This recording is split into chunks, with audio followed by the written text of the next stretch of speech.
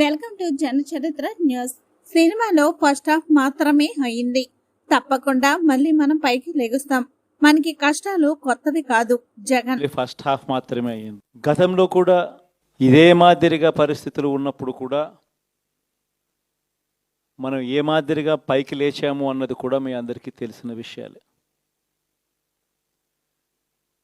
నేను ఒక్కటే మీ అందరికీ చెప్తా ఉన్నా, ప్రజల్లో ఈరోజు మనం చేసిన మంచి ఉంది.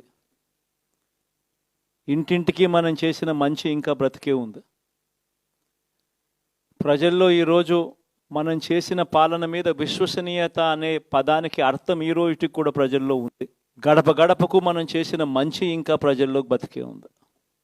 మరి ఇవన్నీ ఉన్నప్పుడు మళ్ళీ మనం లేయడం కూడా తథ్యం.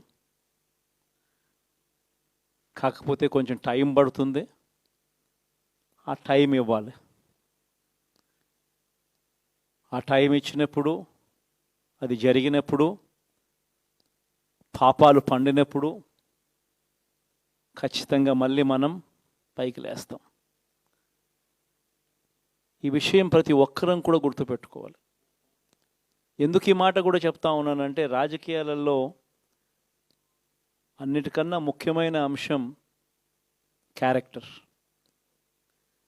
విలువలు, విశ్వసనీయత.